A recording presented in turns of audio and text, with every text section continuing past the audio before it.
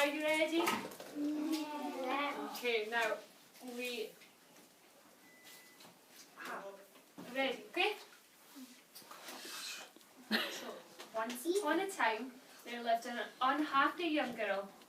Unhappy she was, for her mother was dead, her father had married again to a beautiful woman who had 2 daughters. But her stepmother didn't like her one little bit and kept all the nice things for her daughters. She dressed Cinderella in rags and made her do all the housework, and only at night was she allowed to sit by the fire near the cinders. That is how she got her nickname, for everybody called her Cinderella. Cinderella was a very pretty girl, but her sisters, although they had all the nice things, were very ugly. They would stomp into the kitchen and bully Cinderella. Go and make my dinner. Go and get me a drink. I need my clothes ironed, they would shout. And poor Cinderella had to do all the work. At night, Cinderella used to spend long hours all alone. Her only friend in the world was her cat. Meow, which really meant cheer up. You have nothing neither of your stepsisters have, and that is beauty. It was quite true.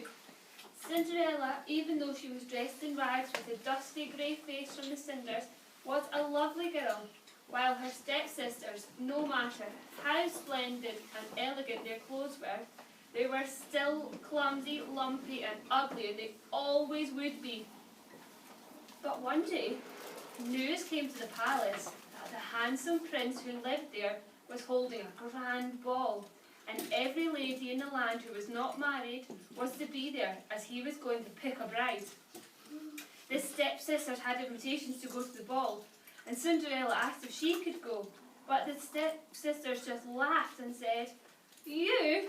No, you're staying at home. You're going to wash the dishes, scrub the floors, and turn down our beds because we'll be far too tired."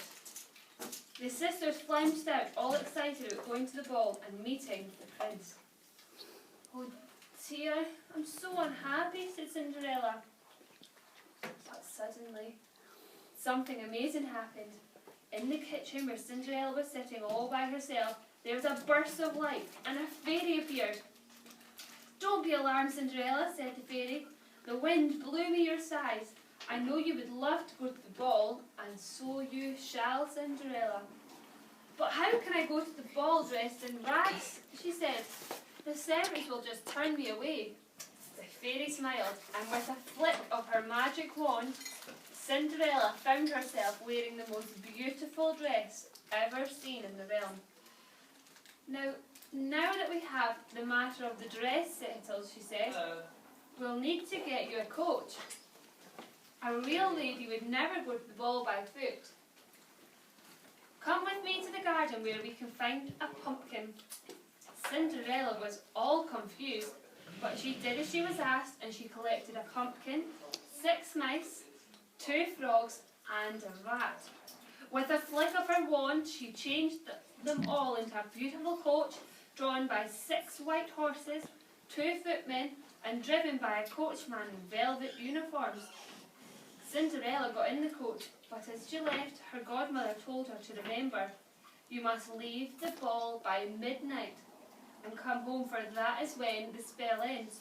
Your coach will turn back into a pumpkin, the horses will turn mice again, and the coachman will turn back into a rat, and you will be dressed again in rags." So when Cinderella entered the ballroom at the palace, a hush fell. Everybody stopped to admire her beauty. "Who can that be?" The sisters were so confused. They never would have guessed that the beautiful girl was really poor Cinderella who talked to the cat. When the prince set eyes on Cinderella, he was struck by her beauty. Walking over to her, he bowed deeply and asked her to dance, and he danced with Cinderella all night long. The cinders were bored, as they had nobody to ask them to dance, and they just sat at the banquet eating all the food. "Who are you, fair maiden?" the prince kept asking her, but Cinderella only replied, "What does it matter who I am? You will never, ever see me again." "Oh, but I shall, I'm quite certain," said the prince. Cinderella had a wonderful time at the ball, but all of a sudden she heard the sound of the clock. What do you think happened? What happens when Kaylee?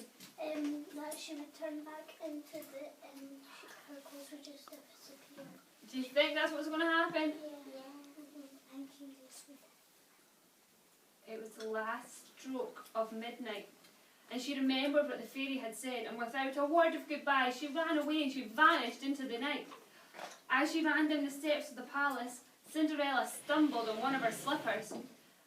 One of the slippers came off, but she didn't have time to go back to get it because it was the last stroke of midnight, and just as the fairy had said, everything changed back, and the coach became a pumpkin, her horses turned to mice, and her beautiful dress became rags once again. The prince, who was now madly in love, went to find the girl who fitted the glass slipper the next morning. He tried to shoe on all the girls in the land, but the last house was Cinderella's house.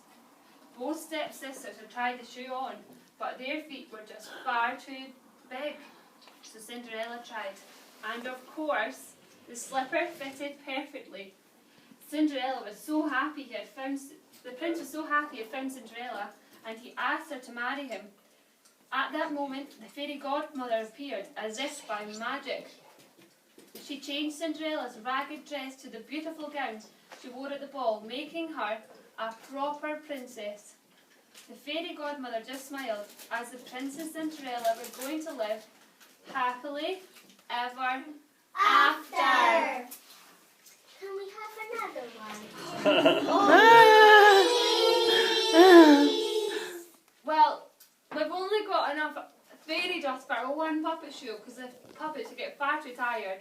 So when the fairy dust runs out, then there's no more puppets because they just are still. You need the fairy dust to make them magic. I've seen this puppet show of Cinderella. Me too. Yeah, we've seen some of us have seen this one. Me too. But this is the one we were told to do. Who told you that? Oh, I don't know who told me that. The boss told me that. Okay, well we go play some more practice games. Yeah! If you're eating a lolly, put your